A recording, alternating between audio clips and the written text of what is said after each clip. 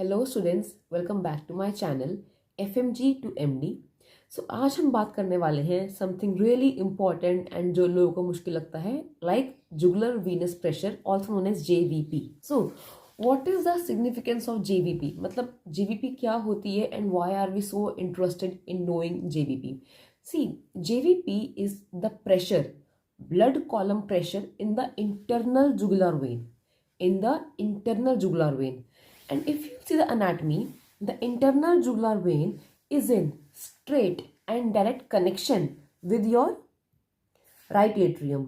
Because in medical emergencies, in medical wards, every time we cannot put catheter into the patient and check right atrial pressure, right heart pressure.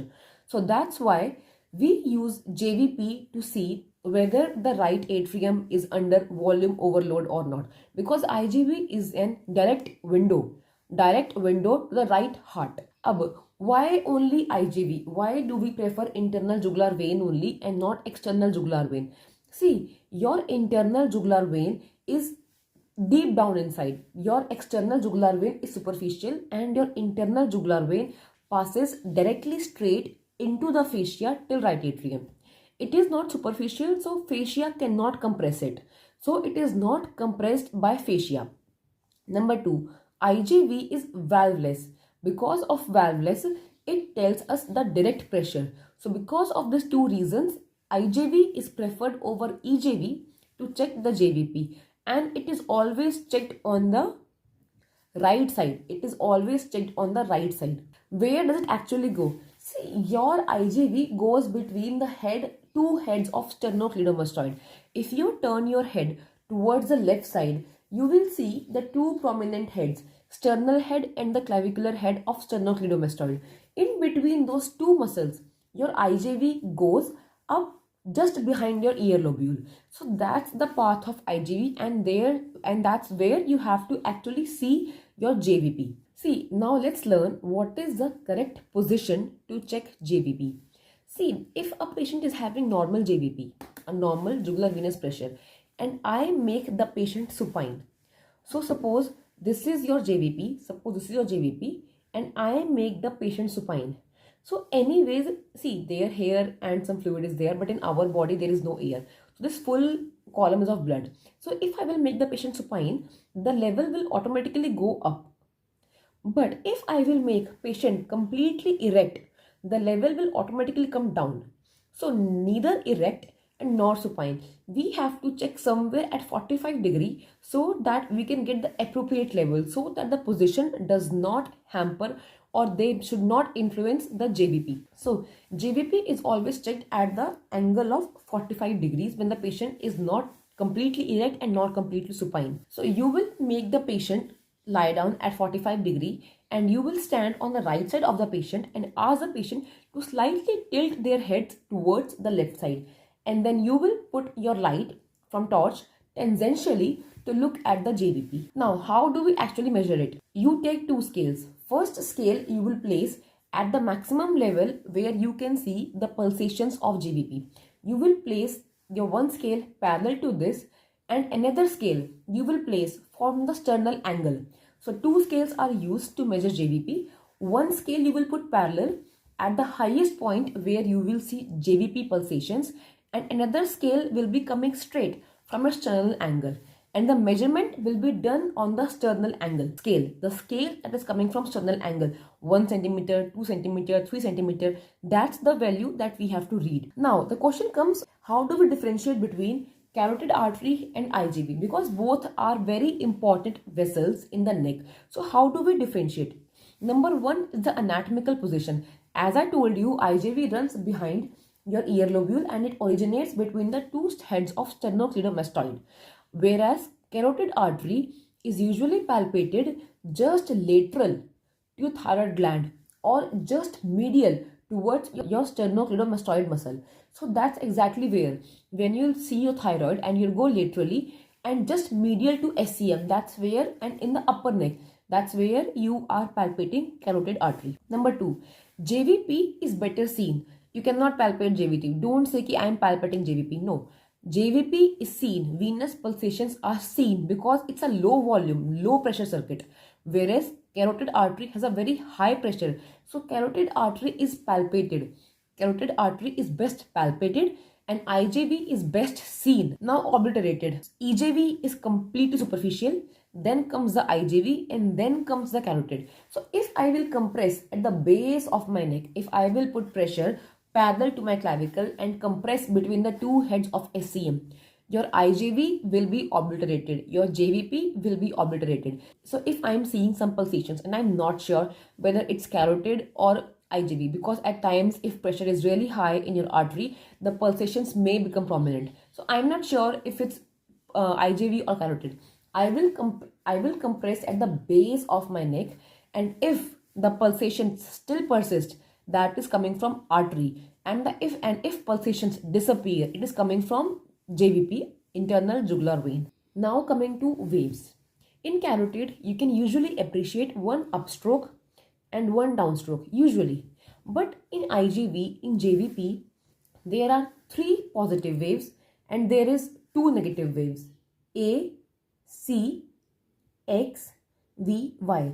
So A, C, X are positive waves. It means you will see these waves as coming out of your skin, out of the JVP like that. And X and Y are negative waves. You will see them as going inside. So 3 positive waves in IJV and 2 negative waves.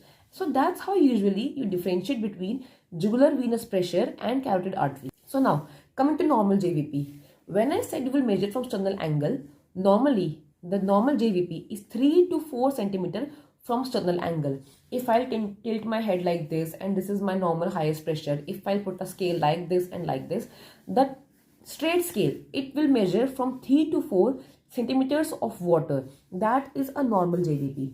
But if you have to calculate a JVP from right atrium, because when a person is lying supine, this is the sternum and somewhere here is the right atrium. So you have to add plus 5 centimeter. So normal JVP from sternal angle is 3 to 4 centimeter of water, but from right atrium that will be 8 to 9 centimeters of water. Remember the units centimeter of water. Now coming to J forms, as I was saying, it has 3 positive waves A, C, V and 2 negative waves X and Y. Let's learn what are these waves. We will start from, for our understanding, we will start from the Y wave. Just before the Y wave, your tricuspid valve has opened. Your tricuspid valve has opened and the blood has started coming from right atrium to right ventricle. It means your right atrium is passively emptying into right ventricle. So what will happen? See, if this is your right atrium and this is your right ventricle and your tricuspid valve has opened. So blood will, 70% of blood will come passively in that second. So your RA pressure will go down. This is seen as Y wave, negative wave. And after this 70% of filling has happened, 30% blood still remains in RA. That is sent down by atrial contraction. That is sent by atrial contraction. So to push away 30% of blood, your right atria has to contract. So pressure will increase. That's why A wave is a positive wave. A means atrial contraction because the passive blood from right atrium to right ventricle has been sent in the Y wave. 30% of the blood is going from RA to RV via atrial contraction. Coming to C. After the A wave, tricuspid valve has closed and your ventricle is starting contracting.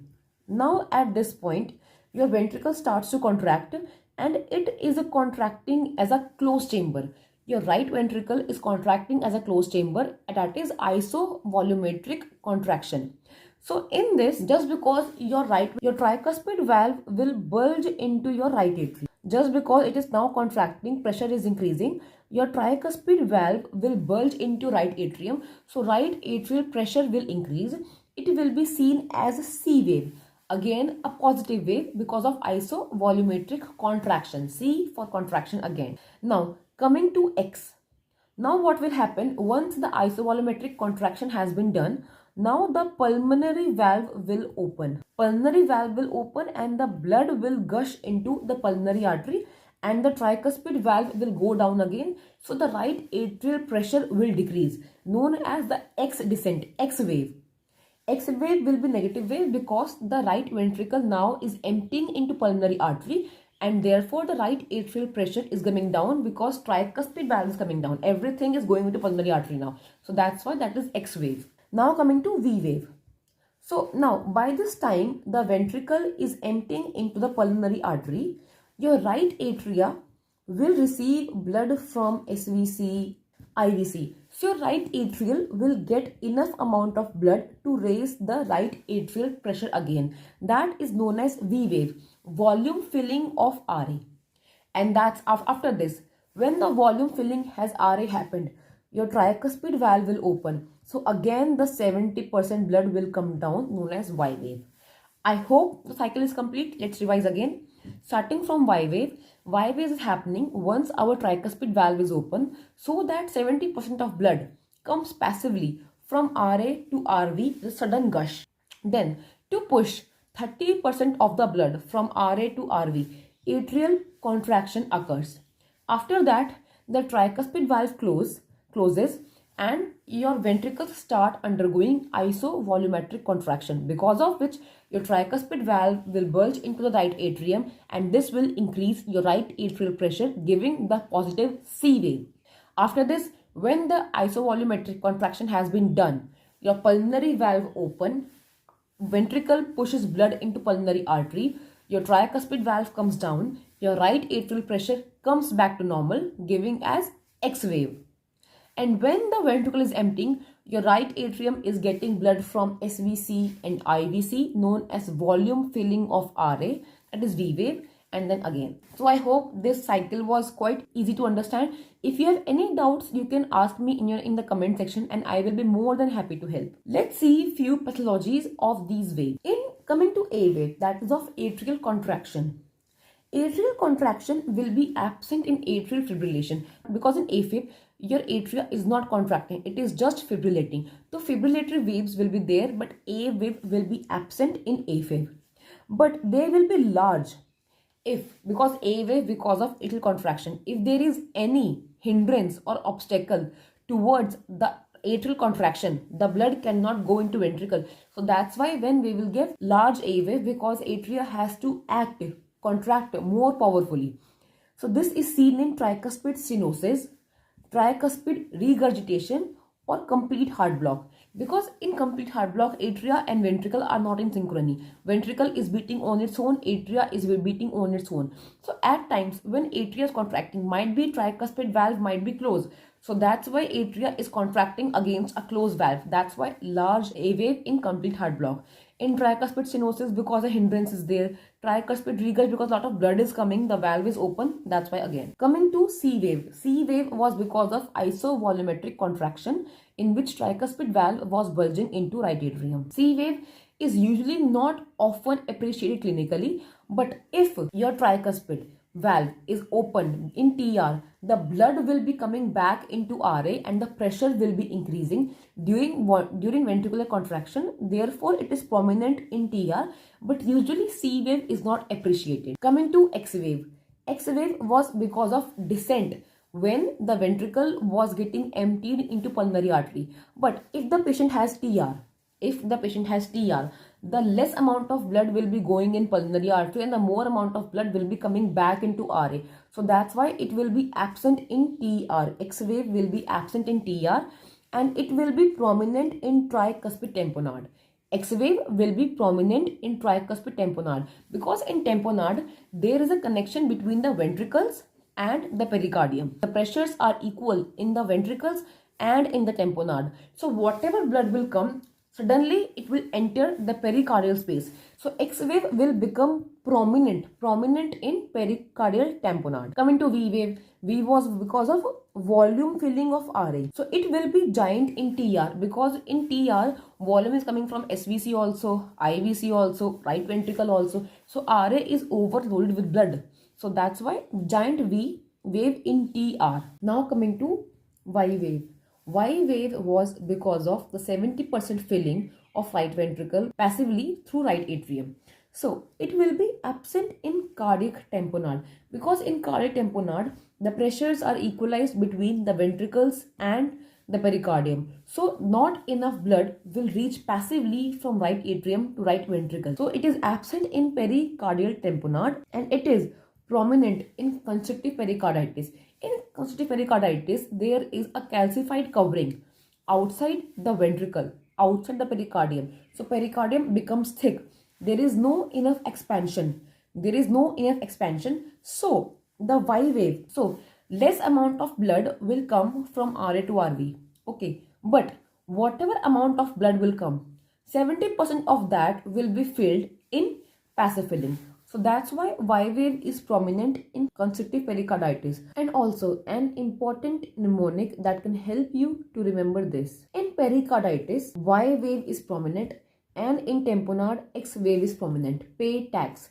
In pericarditis, Y wave. In tamponade, X wave. So I hope this video has helped you in understanding the concepts of JVP, the significance of JVP. Even if it helped any one of you, the purpose of this video is served. So follow for more such videos. Good luck, keep studying and take care.